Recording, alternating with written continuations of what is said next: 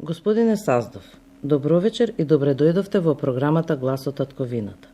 Вие сте вториот наш гостин, пратеник и представник на најстарата македонска заедница на Американскиот континент. Кој беше вашиот животен пат и предизвик да се кандидирате за ова пратеничко место со оглед на тоа дека на последните парламентарни избори македонците од диаспората за прв пат имаа право на глас? По кој животен пат требаше да изодите за да станете дел од Македонското собрание? Благодарам, добро вечер. Вистина ми е чест и задоволство да бидам гостин во вашата радиопрограма Глас од Ковината на Радио Македонија. Видите, јас сум роден во Скопје, поголем дел од животот поминав тука, завршив втора година гимназија во Орце Николов и потоа заедно со моето семејство се преселивме за Канада, каде што веќе поголем дел од моето семејство беше преселен, уште од ранните 70-ти години па наваму. Ние да кажем се придруживме на остатокот од нашето семејство. Таму продолжив со образованието, за го довршив моето средно образование, понатаму запишав и на коледж, се вработив и така натаму. Работев како консултант во една од најголемите североамерикански компании од областта на технологијата, информатичар сум по занимање, така што работев долги години во таа компанија, веднаш по дипломирањето.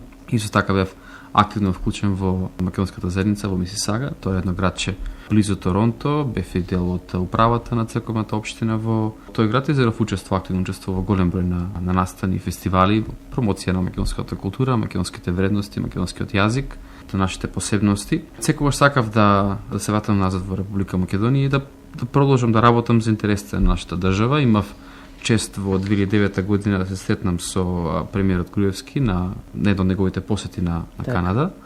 Имав еден убав разговор и веќе во 2010 година се вратив назад во Македонија, почнав да работам како државен секретар во нашето Министерство за информатичко општество, подоцнет за реформа на администрацијата, и веќе во 2011 година, кога се распишаа првите парламентарни избори, сметав дека многу повеќе можам да придонесам како дел од собранието, дел од македонскиот парламент. Ме кандидираше партијата нормално за кандидат за пратеник во 8-та изборна единица, од каде што и дојдов, и со моја големо задоволство, со поддршка од моите сограѓани таму, победив на изборите и сега сум тука.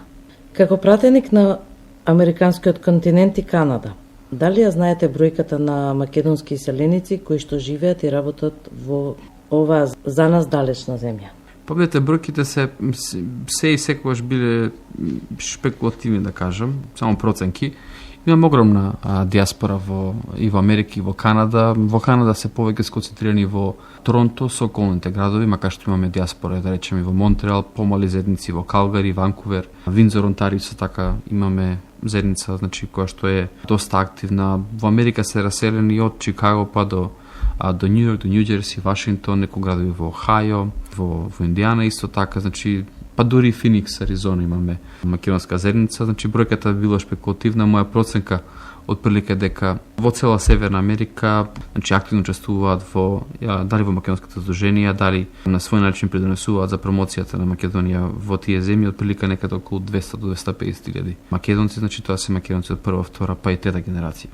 Со оглед на тоа дека во Македонија престојувате повеќе време, како и на кој начин контактирате и ги решавате проблемите на македонците од вашата изборна единица? Па се трудиме на повеќе начин да бидеме достапни до нашите сограѓани кои што живеат, до моите сограѓани кои што живеат во Северна Америка. Значи јас пред се користам голем дел од социјалните мрежи, како што се Facebook, Twitter, нормално комуникација преку имејл, телефонска комуникација со моите сограѓани. Исто така често патувам во изборната единица согласно законот за пратеници и нас ни е возможено 6 пати во годината да ги посетиме нашите сограѓани во нашите изборни единици во време трајање од 7 дена, така што максимално го искористувам времето кое што ми е на располагање да ги посетам сите заедници во Северна Америка и нормално преку отворени трибини кои што најчесто ги организирам во соработка со организациите таму, преку отворени трибини да го презентираме нешто го работиме овде кај што е од нивен интерес, но во исто време да слушнеме предлози од нивна страна, прашања кои што се од нивен интерес,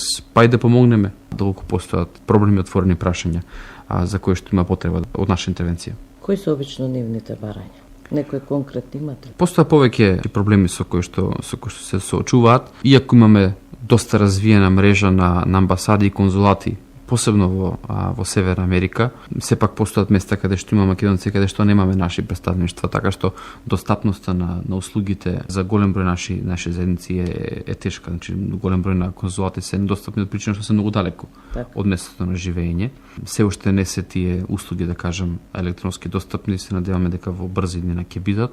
Голем дел од нив имаат и проблеми, да речеме, оставински постапки, проблеми со имотно-правни односи, вадење на лични документи, да речеме, например, макар што и во тој сегмент имаме огромен напредок во соработка со МВР и со МНР. Тие се вака најчесто прашања за кои што разговараме со нив. Сега кои се интересираат нормално за спорот со името, се интересираат глобалната надворешна политика, патувањето во Република Македонија со така е многу важно. Голем дел од нив патуваат, често се враќаат во Македонија. Им е потребна помош кога ќе дојдат тука, не знаат каде да се обратат. Биле долго време надвор од Македонија, не знаат каде се поднесува барање за пасош, не знаат каде се поднесува барање за имотен лист и така натаму. За сите овие прашања, значи им стоиме на располагање 24/7 и заборавив да споменам, имаме канцеларија во собранието, значи оваа година ме посетија најмалку 50 иселеници. Во собранието организирав и на два пати организирав и тура низ собранието, чисто да се запознаат со моето место на работа, со на што се работи во собранието, а и ќе продолжам со таа пракса и во иднина, претежно летниот период кога тие се враќаат во Македонија, им стоиме на располагање, буквално за секоја работа за која што можеме да помогнеме, стоиме на располагање. Искуството на македонците во диаспората пред повторното востановување на македонската држава говори дека тогашните политички и дипломатски служби се занимавале многу повеќе со тоа што и како коментираат македонците во диаспората за состојбите во татковината, а многу помалку обрнувале внимание да се зачува идентитетот и да се возврати на државно ниво кон потребите на нашата диаспора. Како се лекуваат последиците од тој период? Колку во таа замисла значи и действува Македонската православна црква и колку нашите досегашни амбасадори ја исполнуваат својата вистинска задача во однос на диаспората? Постои, да речеме, една скепса кон тоа да се поеде во консулат, да се поеде во амбасада. Постои одреден страф пред сека и оние, да речем, постара миграција која што се соочила со еден вид на тортура и кодошење и така натаму во минатото и биле подложени на притисок од страна на заедницата за своите идеи за самостојна Македонија и така натаму. Се трудиме ние максимално да го променим имиџот на Република Македонија преку амбасадите и конзулатите. Голем број на мерки се превземаат во таа насока. Конзулите и амбасадорите се многу подостапни од минатото, активно учествуваат во сите прослави, празници кои што се прославуваат, фестивали кои што ги организираат нашите во иселеништвото. Организираме конзуларни каравани, посета на сите заедници, дали се тоа црковни заедници, не е важно. Сите организации се посетени од страна на конзулите, се презентираат, значи голем број на мерки кои што се превземаат во Македонија од аспект на управните работи. Имаме сега акцијски план за нашите мобилни станци за вадење на македонски пасош, да речем, и тоа се промовира кај селениците. Уписот на новороденчиња во матичната книга на родени во Македонија, нешто што воопшто никој не го прави и на тоа интензивно работиме, значи едноставно правиме тие информации подостапни до нашите селеници, им ставаме на знање дека вратите се отворени на нашите конзулати не за нешто друго, туку за да им одговорат на нивните потреби.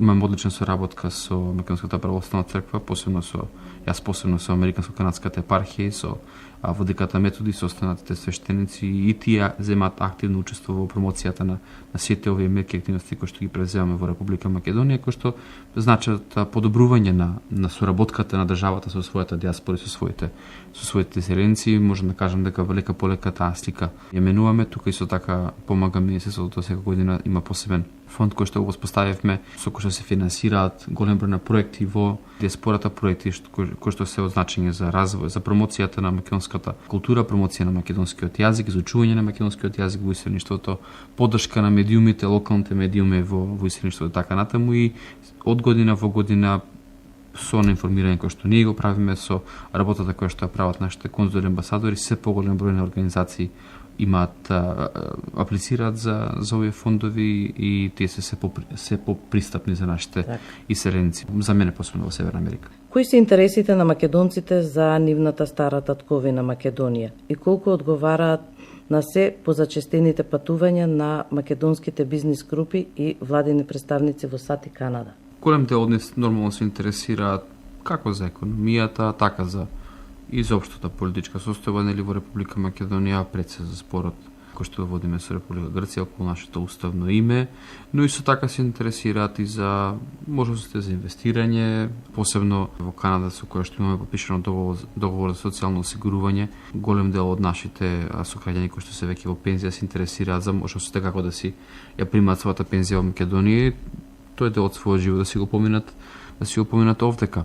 Се интересираат, кој што кажав претходно, значи за голем број на управни постапки кои што ги водат во Македонија, од имотно-правни, па и вадењето на македонски пасоши, потребата од лична карта, регулирање на својот престој додека се во посета на Македонија за оние македонци кои што немаат македонско државјанство и останати други прашања од секојдневието, значи помош при изучување на македонскиот јазик, па дури се интересира да речеме кој театар, кога каде има настап, кои се можностите да бидат посетени од некој театар или културно-уметничко друштво и во тоа нормално им издегуваме во пресред, наоѓаме контакти со разни групи, ставаме во контакт нашите организации, понатаму да можат да си ги организираат овие настанија, во дел и ги финансираме пред минатата година, па и оваа година. Филмскиот фестивал во Торонто, да речеме, Македонскиот филмски фестивал во Торонто беше делно финансиран од страна на Министерството за надворешни работи преку програмата за финансирање на проекти од диаспората и наистина имаше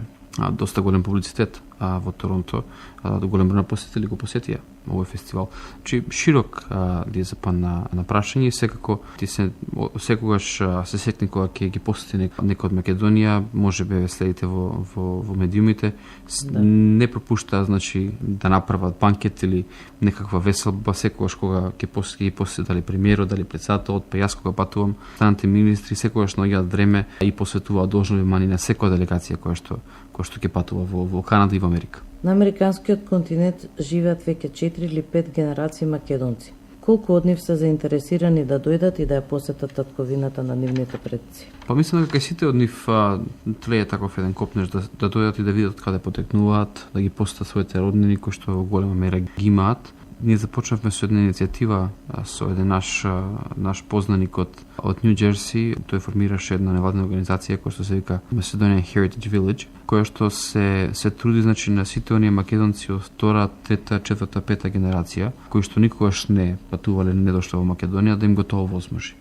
И се надам дека следната година ќе имаме првата група од околу 30 на македонци, значи од оваа група на наши иселеници кои што ќе дојдат во Македонија и ќе ја посетат, дефинитивно да се интересираат нормално и за скратување на времето за патување, кое што во моментот им зема, кој што знаете, има некои градови кои што се поврзани, Истанбул, Виена, Загреб, Франкфурт и Лондон и така натаму. Се трудиме и на тоа поле да работиме во соработка со Агенција за цивилно воздухопловство и Министерот за транспорт и врски. Успеавме пред 2 години да подпишеме договор за отворено небо со САД, кој што беше ратификуван во собранието и таков еден договор веќе беше парафиран и со Канада. Ќе биде подпишан во многу скоро време и со канадската страна, значи понатаму ќе се негова ратификација.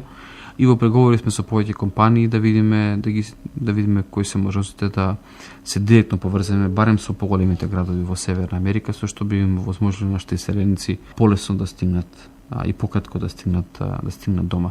Дефинитивно се заинтересирани, дефинитивно голем број од нив патуваат. Моите баба и дедо секоја година не пропуштаат 6 месеци се овдека, 6 месеци се во Канада. Не само тие, значи моите братовчетки кои што се двете родени во Канада, и тие, ако не секоја, барем секоја втора година, наоѓаат начин, ако не за повеќе, барем за 2 недели да дојдат и да бидат да посетат Македонија, да ги посетат своите блиски роднини кои што се останати овдека, така што дефинитивно постои интерес кај сите категории македонци и јас се надевам дека тој интерес ќе продолжи понатаму и се надевам дека ќе создадеме услови во брзо време и да можеме дел од нив да задржиме овдека, не само да не посетуваат на одмор. Во 2015 ни престојат парламентарни избори, можно но да имаме и предвремени. Дали планирате да се кандидирате повторно за пратеничка функција? Па видите, тоа пред се ќе зависи од она што ќе успееме да сработиме во мандат кој што имаме и во на време кое што ни престои, кој што кажав, имаме до сега доста сработено. Нормално никогаш не е доста, секогаш може повеќе, секогаш постои простор за повеќе работи да се спроведат, повеќе проекти да се реализираат и повеќе законски решенија да се имплементираат во Македонија. Јас се надевам дека ќе добием поддршката и на мојата партија, ќе добием поддршката и од моите сограѓани да се повторно кандидирам за пратеник и да бидам повторно избран. Секако кај мене постои желба да продолжам со она темпо и со она работа која што досега ја работам. Кои се вашите конкретни резултати од вашиот пратенички мандат? Постојат повеќе. За жал, многу малку тоа може да се види во рамки на собранието, од аспект на легислативата, а во Република Македонија голем број на прашања се веќе покрини кои што се од аспект на иселениците, да речеме пример Република Македонија дозволува двојно државјанство, така што тие немаат проблем воопшто да го регулираат својот престој надвор од Македонија. Успеавме, ќе набрам само неколку да речеме, успеавме пример да дозволиме преку законски измени увоз и регистрација на возила кои што се произведени или наменети за северноамериканскиот пазар во Република Македонија. Како што кажав, во соработка со министерот за надворешни работи направивме акцијски план кој што доследно се спроведува со издавање на пасоши во иселништвото, нешто што претходно за еден технички недостатоци не беше возможно. Понатаму изработивме проект во соработка со министерот за внатрешни работи, информативни брошури кои што се достапни на сите гранични премини во сите конзулати и амбасади, во кои што брошури се одржани сите оние постапки за кои што најчесто не прашуваат иселениците кога патуваме и кога се сетнуваме со нив преку нашите отворени трибини. Информација за тоа каде можат да речеме да си го заведат своето новороденче во Македонија, каде може да извадат пасош, каде може да извадат државјанство и така натаму. Спроведовме проект во соработка со Кинотеката на Република Македонија, проект со кој што документиравме огромен број на интервјуа со македонци од егејскиот дел на Македонија кои што биле прогонети од таму и кои што се заминати во Канада и во Америка. Договор со САД за отворено небо ќе следи со Канада во многу брзо време. Не постои организација во Северна Америка која што се обратила до мене и која што побарала учебници и учебно помагала за учување на македонскиот јазик, на кој што не сум излегол во пресред, нормално со министерот за образование, да им подариме, да им пратиме книги и останати материјали кои што им се потребни за да можат да го изучуваат македонскиот јазик за нашите најмлади. Во тој дел мислам дека треба и некој наставник да отиде од Македонија за постои тоа. Исто така преку Министерството за образование и наука финансираме голем број на наставници кои што се веќе пратени и секоја година има нови конкурси за повеќе места во иселништвото каде што има наша заедница и каде што има желба пред се да се изучува македонскиот јазик. Повеќе за Македонија. Во тие наставни програми нормално не е само јазикот, тука се учи историјата на Македонија, се учи и за Македонија, географската положба. Да. Картите каде се печатат? Дали имате некој дел каде што може да се подели материјал, да речеме карти да се поделат за Македонија? Значи, до сега 2 организации побарале карти од Македонија и тие 2 карти со собствени средства ги набавив и им ги пратив. Значи, од простно дело ги купив, да речеме тука во Скопје. Оние кои што побарале добиле. Професорот Марковски од природно-математички кажува дека картите за Македонија треба да се печатат во Македонија и на нашите во диаспората треба да им се носат нашите карти. Како правило го кажуваш исто во нашава програма и затоа ви го поставив тоа прашање. Тука ги набавив на карти, да. Тука ги набавив. Затоа што вика ние си ја знаеме нашата земја каква ни е, друг не може да ни ја знае од страна. Од надвор. Да, дефинитивно, значи пак ќе повторам тие што побарале добиле. Значи секоја организација која што излегла со барање да им се возможи, значи секој вид на материјал кој што би им помогнал во насока на изучување на македонската историја, македонската култура, македонскиот јазик пред се, ние сме излегли во пресред. Овозможивме на пример интернет регистрација на нашите иселеници. Организираме летни кампови. Тоа пред се го правеше агенцијата за селеништво од пред 2 години од кога настигна во собранието. Имаме уште еден камп за изучување на македонскиот јазик кој што го организира надворешни работи. Исто така да речеме имаме стипендии кои што ги даваме на деца на наши иселеници кои што би сакале да се вратат и да студираат во Република Македонија. Тоа се вака да речам накратко некои од работите кои што досега ги имаме реализирано, меѓутоа пак кажав, останува навистина уште многу да се сработи. Покренуваме дебата за улогата и значењето на нашите иселеници, на нашата диаспора. Сега имавме една многу добра дебата во новиот институт за геостратешки и политички истражувања при Министерството за надворешни работи. Значи имавме една одлична дебата и се надам дека тие заклучоци во скоро време ќе бидат сублимирани и ќе бидат представени пред нашите иселеници и пред нашата поширока јавност и ќе можеме да видиме кои чекори треба да ги превземе Република Македонија повторно во насока на унапредување на врските и правата на иселениците кои што секој се важни, кои што активно учествуваат па и во полнењето на буџетот на Република Македонија преку дознаките и одржување на макроекономската стабилност. Постојат дефинитивно многу работи кои што треба да се завршат. Преди известно време ние подготвивме декларација една за диаспора која што е поделена до пратеничките групи, се надам дека имаме една поддршка во скоро време да усвоиме. Подготвуваме исто така и неколку останати законски решенија со кои што ќе подобриме положбата на иселениците од Македонија во скоро време. Каков е вашиот став за проблемот со името? Видете, тоа е еден наметнат спор кој што за жал не кочи во голем број сфери, не кочи во нашите евроатлантски интеграции, создава плодна почва за внатрешни немири во Македонија. Треба тој спор да се затвори што поскоро. Меѓутоа не по секоја цена, нормално не по цена на нашето достоинство, не по цена на губење на нашиот национален идентитет, меѓутоа дефинитивно веќе ни представува проблем и сметам дека ќе треба да се тие преговори интензивираат. Нормално гледате дека немаме поддршка од другата страна, меѓутоа сметам дека ние треба да направиме се што е можно, да покажеме конструктивност од наша страна, да покажеме дека не сме ние тие кои што го предизвикуваат и не сме ние тие кои што го одовлекуваат решавањето на овој спор. За мене, освен Република Македонија, не е ништо друго прифатливо. Меѓутоа, имајќи го предвид положбата на Македонија, положбата на глобалната политика, не верувам дека ќе успееме да го тоа задржиме во таа форма, меѓутоа постојат повеќе форми и решенија со кои што би можеле да разговараме, да преговараме и да конечно постигнеме решение. Ние ќе мораме во скоро време да се определиме кои се нашите приоритети, вистински приоритети, дали е тоа зачувување нашето уставно име по секоја цена и нормално да ги трпиме последиците кои што ќе произлезат од тој став, или наш приоритет се ЕУ и НАТО по цена на губење на нашиот национален идентитет.